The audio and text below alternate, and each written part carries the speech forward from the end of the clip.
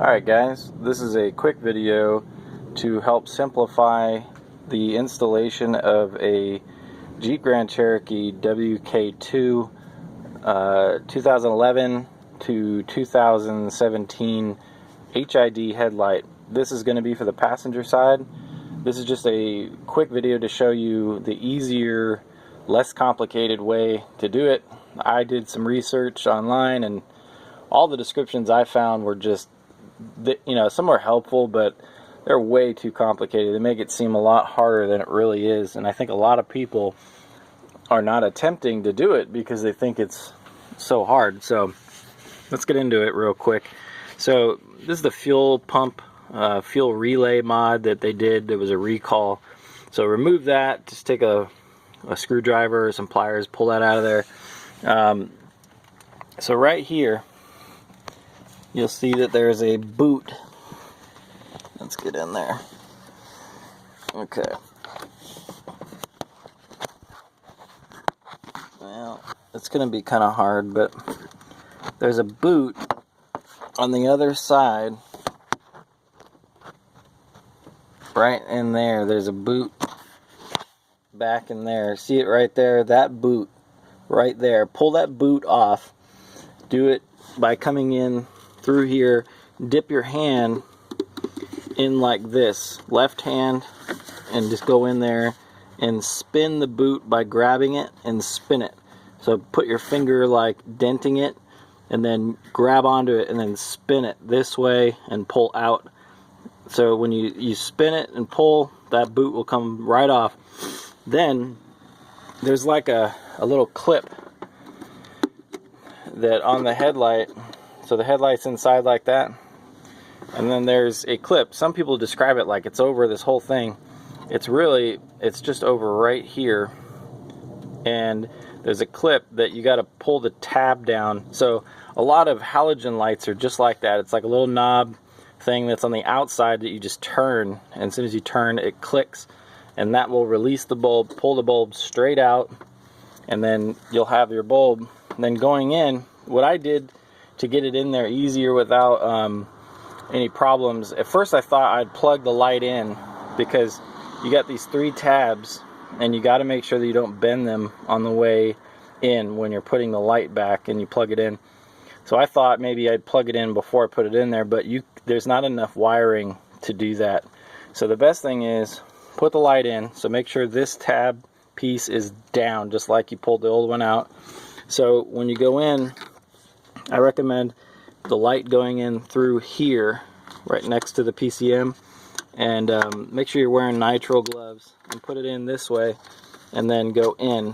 So from the outside, if we were inside the housing right here, I would say you're going down, and then you're going to see, watch as it goes through the prongs, you'll see the prongs sticking out and then go through it. Once it hits, you'll feel it bump into it, and then push until you feel it like, it's not like a click, it's more like a bump that just kind of goes through. And once you feel it being like steady, take a look to see if it's level both this way and that way. It'll look pretty level. Once you notice that, try to push that tabular piece that I was talking about that goes around the light that secures it, that you undid to loosen it. Push it back the other way to see if it'll lock in place. If you feel it giving resistance, you're not lined up with the prongs and this.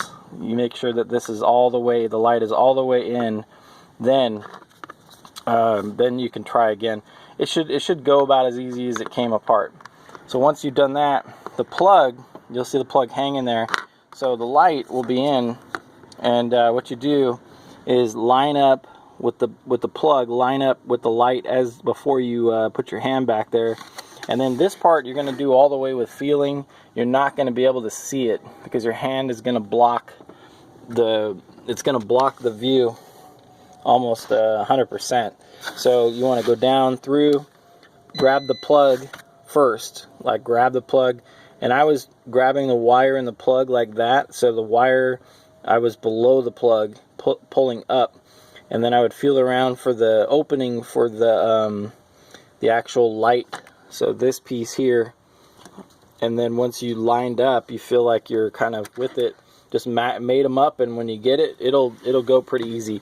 If it's not going easy, take your time, because if you bend those little prongs in there, you're hosed, and then you gotta straighten them out and hope that they work right, and you don't want to mess that up. So in short, it's really much just like a halogen bulb. It just has those prongs that kind of slide over this to push it back in place. When you're taking it out, take note of the force it took to take it out, because it's the same force to put it back in, and it shouldn't be a big deal there. As far as the passenger side or the driver's side, you have to remove the air box. This is just a couple of bolts. Take this out, undo this, move it out of the way, and then your headlight is just behind this. And I don't know why, but people were thinking the passenger side's easier, but from what I can tell, the driver's side, after removing all this stuff, will have a lot less stuff in the way, and to do that. But it does match up. I bought the ones off of Amazon. It's 2 for $66, as opposed to $250 or $300 at the dealership. So if you want to save some money, definitely do this yourself. I think even somebody without much skill can do this. It requires no tools at all to do this. But I would say the only thing you do need is a set of nitrile gloves. Let me get a pair of those. Go out and pick up some Duraskins or something, and then put these on to keep the oils and dirt on your hand from transferring to this bulb. And when you're handling the bulb, be very careful. I recommend holding it like this when you're going in. So go down, and once you're in there, guide through, but do not touch that bulb. If you get your oils of your skin on there, it'll become a hot spot on the bulb and burn out. So you can see where mine burned out right there in the middle. It's kind of cloudy looking right there. Yep.